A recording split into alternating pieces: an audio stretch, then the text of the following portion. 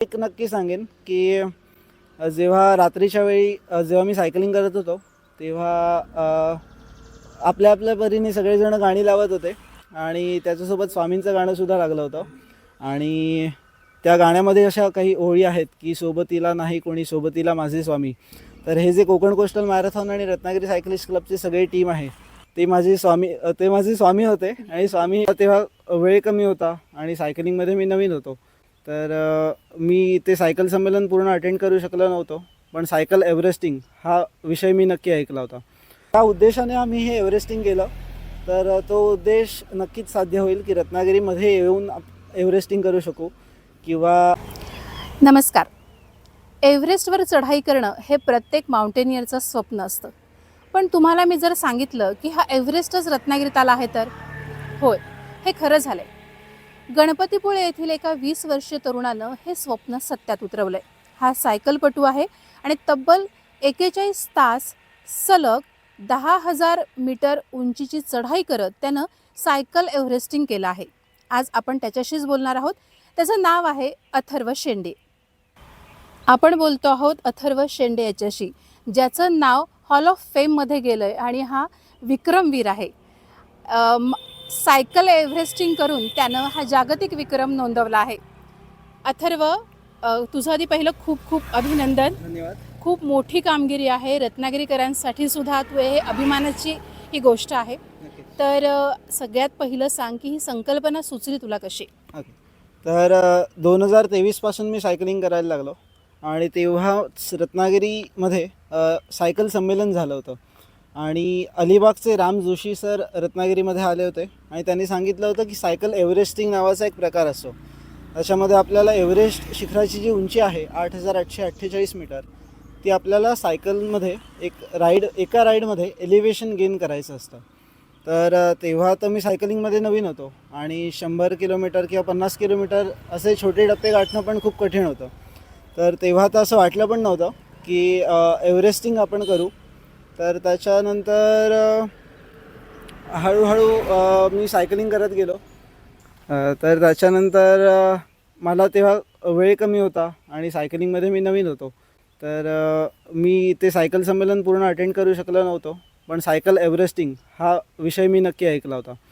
त्याच्यानंतर 2023, 24, 25 आलं आणि असंच मनात एकदा विचार आला की आपण एकदा सायकल एव्हरेस्टिंग प्रयत्न करून बघूया. तर एव्हरेस्टिंगची जी ऑफिशियल साईट आहे गुगलवरची, त्याच्यावर सगळं चेकआउट केलं. त्यांचे खूप कडक नियम आहेत, जे नियम मला माहीत नव्हते. आणि यामुळेच गणपतीपुळ्यामध्ये एक छोटासा चढ आहे. तर त्या चढावर मी 2,212 मीटर उंची गाठण्याचं ठरवलं एका राईडमध्ये. तर याला क्वार्टर एव्हरेस्टिंग म्हणतात, म्हणजे एव्हरेस्टिंगचा 1/4 हिस्सा. तर तो मी जवळपास 7-7.5 तास सायकलिंग केलं आणि 124-125 किलोमीटर सायकलिंग करत तो टप्पा पूर्ण केला. आणि त्याच्यानंतर घरी आलो आणि ती राईड अपलोड केली एव्हरेस्टिंगच्या साईटवर. आणि तेव्हा कळलं का ज्या रस्त्यावर मी सायकलिंग केलं आहे तर तो रस्ता एव्हरेस्टिंगच्या नियमावलीत येत नाही आहे. त्याला एका वेळेला एका सेगमेंटमध्ये ते जे एलिव्हेशन गेन असतं ते मिळत नाही आहे. तर असे खूप कडक नियम त्यांचे असतात. तर त्याच्यानंतर मी रत्नागिरी सायकलिस्ट क्लबमध्ये तर होतोच. तर प्रसाद देवस्थळी असतील, दर्शन जाधव असतील, विनायक पावसकर सर असतील, यांच्याशी असंच बोलून असं ठरवलं की आपण एव्हरेस्टिंगसाठी एखादा व्यवस्थित रूट ठरवूया की जो एव्हरेस्टिंगच्या सगळ्या नियमावलीत बसेल आणि त्याच्यावर एव्हरेस्टिंग करून बघूया. तर असा सगळा होता की तेव्हापासून एव्हरेस्टिंग करायचं आहे आणि आता हे एव्हरेस्टिंग पूर्ण झालं आहे. तू हा जो टेंभ्याचा रस्ता शोधलास तो प्रॉपर एव्हरेस्टिंगसाठी आहे असं मानलं जातं आणि आता ते अप्रूव्ह पण झालं तुझ्यामुळे. तर ते आधी ती शोध मोहीम तुझी कशी होती आणि हा जो प्रॉपर रस्ता आहे तो तुला कसा सापडला? तर मी आणि माझा मित्र असं फक्त एव्हरेस्टिंगचा रूट शोधण्यासाठी आपल्या रत्नागिरी जिल्ह्यामध्ये फिरत होतो. एव्हरेस्टिंग करायचं आहे ते रत्नागिरीमध्येच करायचं आहे, हा आमचा पहिला मुख्य उद्देश होता. कारण का पुण्यामध्ये काही घाट रस्ते आहेत जिथे एव्हरेस्टिंग केलं जातं. तमिळनाडू असेल, कर्नाटक असेल, तर तिकडे जाऊन एव्हरेस्टिंग करणं खूप कठीण आहे. त्यामुळे रत्नागिरीमध्येच आपल्याला एव्हरेस्टिंग करायचं आहे. आणि आत्ता जर का आपण रत्नागिरीत एव्हरेस्टिंग केलं तर बाकीच्यांनासुद्धा एव्हरेस्टिंग करायला मिळेल, हा सुद्धा त्याच्यातून उद्देश होता. आणि याच्यासाठी म्हणून आम्ही टू व्हीलरवरून म्हणा, सायकलवरून म्हणा, असे वेगवेगळे घाट फिरत होतो जे रत्नागिरीच्या जवळ असतील. आणि जसं आपण ॲक्च्युअल टू व्हीलर किंवा सायकल घेऊन रस्ता शोधतो, तर तसंच आपण स्ट्रावा जे ॲप असतं त्याच्यावर आपण सायकलची ॲक्टिव्हिटी रेकॉर्ड करतो, तर त्याच्यावर सुद्धा आपल्याला बरेच काही अभ्यास करता येतो. तर असा अभ्यास करत असताना टेंभे ते चाळकेवाडी जलशुद्धीकरण केंद्र असा जो काही पॅच आहे 3.61 किलोमीटरचा, तो एक परफेक्ट सेगमेंट आहे. आणि या 3.61 किलोमीटरमध्ये 134 मीटरची आपल्याला उंची मिळते. तर हा जो रेशो आहे किलोमीटरचा आणि उंचीचा, हा खूप परफेक्ट होता आणि त्याच्यामुळे आम्ही हा घाट फिक्स केला. म्हणजे रत्नागिरीमध्येच अथर्वला एव्हरेस्ट सापडलं असं म्हटलं पाहिजे, बरोबर आहे ना? नक्कीच नक्कीच. आता खरं पुढचा टप्पा म्हणजे एव्हरेस्टिंग करायचं आहे आणि इतके तास तू सायकलिंग करत होतास, सलग करत होतास, त्याची पूर्वतयारी कशी केलीस, मानसिकसुद्धा आणि शारीरिकसुद्धा? ओके. तर पहिल्यांदा आम्ही 8 जून 2026ला आम्ही क्वार्टर एव्हरेस्टिंग परत एकदा करायचं ठरवलं. म्हणजे जे 2212 मीटर उंची आपल्याला एका राईडमध्ये गाठायची आहे. तर तो साधारण 7-7.5 तासांचा एक टप्पा होता आणि जवळपास 125-130 किलोमीटर आपल्याला लागणार होते. पण पहिल्यांदा जेव्हा मी चाळकेवाडीचा चढ चढलो, तेव्हा मला असं जाणवलं की अरे, हा आपल्या वेळेमध्ये होणारा नाही आहे. तर तेव्हा लक्षात आलं की आपल्याला 10 तास लागतील. तर त्याच्यानंतर तरी पण 2212 मीटर उंची गाठणं हे ध्येय होतंच. त्यामुळे त्याला आम्हाला जवळपास 10 तास लागले आणि 148 ते 150 किलोमीटर आम्ही सायकलिंग केलं होतं. आणि 2212 मीटर उंची गाठायची होती आम्हाला. त्याच्यासाठी आम्हाला 17 रिपिटेशन करायला लागणार होते. पण आत्तापर्यंत जे काही अटेम्प्ट्स आमचे फेल गेले होते, ह्याच्यावरून आम्ही असं ठरवलं की आपल्याला 17 राऊंड हवेत ना, तर आपण 20 राऊंड मारूया. हे थोडे जास्ती राऊंड मारू जेणेकरून आपली ॲक्टिव्हिटी फेल नाही जाणार. तर आम्ही 20 राऊंड मारले आणि ते जे क्वार्टर एव्हरेस्टिंग होतं ते पहिल्यांदा सक्सेसफुल झालं. आणि क्वार्टर एव्हरेस्टिंगची माझी ॲक्टिव्हिटी हॉल ऑफ फेममध्ये गेली आणि त्याच्यानंतर खूप आनंद झाला होता. आणि तो जो टेम्पो असतो की एक ॲक्टिव्हिटी झाल्यानंतर आपल्याला पुढची करायची, मी असं म्हणू शकणार नाही की माझी शारीरिक तयारी पूर्ण झाली होती, पण मानसिक तयारी माझी खूप होती. त्यामुळे लगेचच आपल्याला फुल एव्हरेस्टिंग करायचं आहे, कारण का मागचं 1.5 वर्ष मी प्रयत्न करत होतो की मला एव्हरेस्टिंग करायचं आहे आणि त्यामुळे हे माझं पूर्ण होत नव्हतं. पण आता हॉल ऑफ फेममध्ये क्वार्टर एव्हरेस्टिंग झाल्यानंतर लगेच फुल एव्हरेस्टिंग करायचं आहे.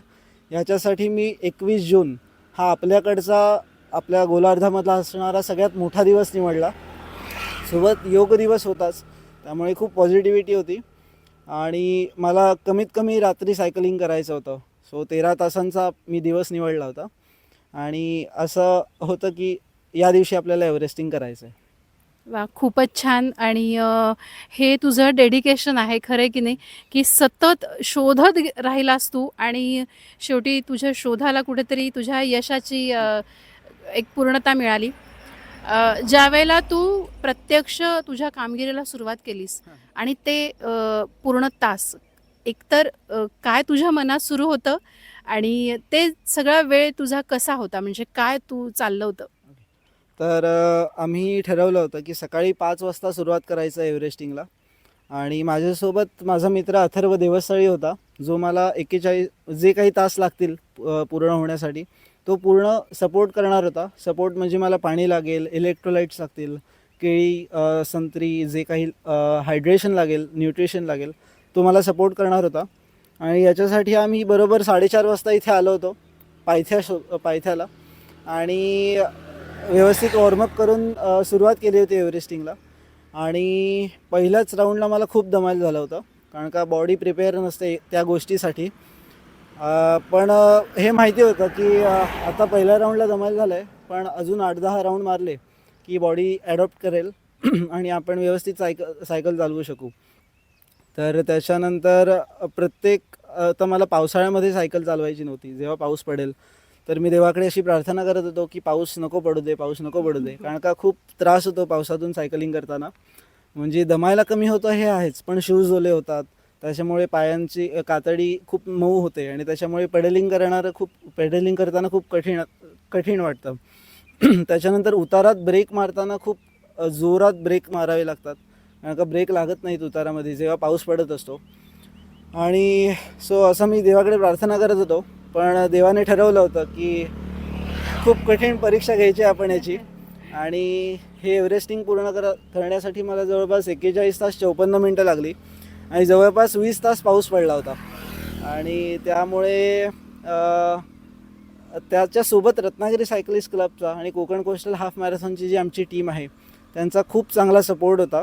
रात्रीच्या वेळेला प्रत्येकजण आपली 4 व्हीलर घेऊन सोबत येत होते माझ्यासोबत, की माझ्याला लाईट लागेल, पाणी लागेल, त्या वेळेला जे काही लागेल, स्ट्रेचिंग करावं लागत असायचं, एनर्जी ड्रिंक लागायची, ती सगळी घेऊन ते सोबत यायचे. 2 व्हीलरवर एकटा पडू नये म्हणून ते गप्पा मारायचे मागे, त्यांच्यात ज्या काही गप्पा असतील, आणि त्याच्यामुळे मला एकटं वाटू नये, जी काही गाणी असतील ती गाणी वाजवायची स्पीकरवर, कंटाळा येऊ नये आणि मोटिवेशन राहावं. तर असा हा सगळा प्रवास होता. आणि मी एक नक्की सांगेन की जेव्हा रात्रीच्या वेळी जेव्हा मी सायकलिंग करत होतो तेव्हा आपल्या आपल्या परीने सगळेजण गाणी लावत होते आणि त्याच्यासोबत स्वामींचं गाणंसुद्धा लागलं होतं. आणि त्या गाण्यामध्ये अशा काही ओळी आहेत की सोबतीला नाही कोणी, सोबतीला माझे स्वामी. तर हे जे कोकण कोस्टल मॅरेथॉन आणि रत्नागिरी सायकलिस्ट क्लबची सगळी टीम आहे ते माझे स्वामी होते आणि स्वामी बनून ते माझी मदत करत होते. हे मी नक्की सांगेन. आणि खूप कठीण प्रवास होता हा, पण जर का आपल्याला सपोर्ट मिळत असेल तर नक्की प्रत्येकाचं एव्हरेस्टिंग पूर्ण होईल.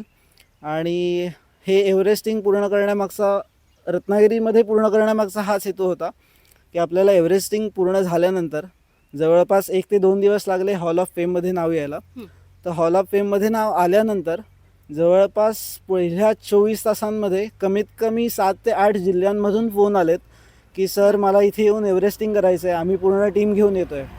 तर ज्या उद्देशाने आम्ही हे एव्हरेस्टिंग केलं तर तो उद्देश नक्कीच साध्य होईल की रत्नागिरीमध्ये येऊन एव्हरेस्टिंग करू शकू.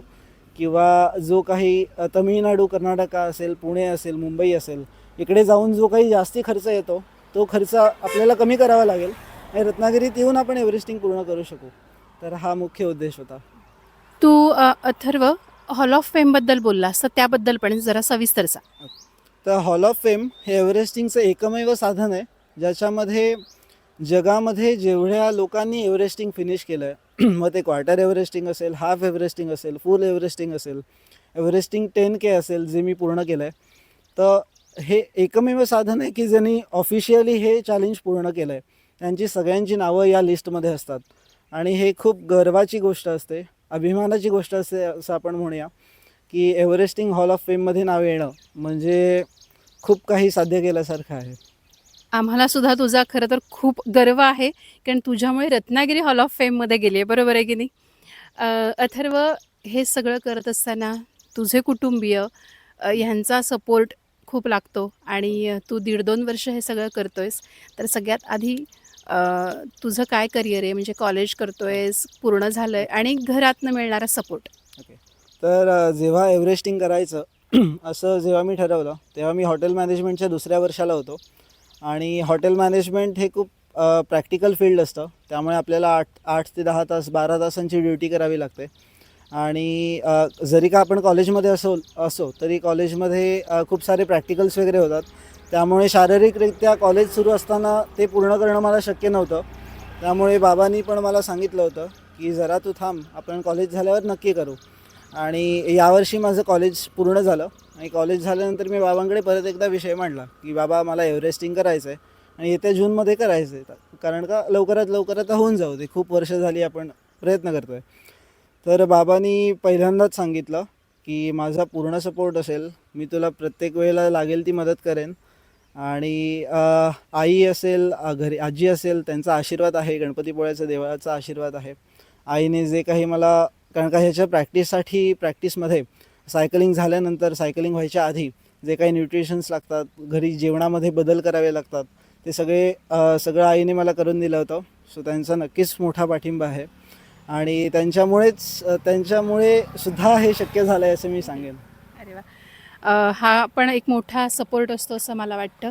आणि अथर्व, तुझ्यामुळे एक जो प्रसाद देवश्री असेल कोकण कोस्टलचे, किंवा तुमची सगळी जी टीम आहे, त्यांना असं वाटतं की रत्नागिरीमध्ये क्रीडा पर्यटन फुलावं. तर हा त्यातला एक सगळ्यात मोठा महत्त्वाचा टप्पा आहे असं मला वाटतं.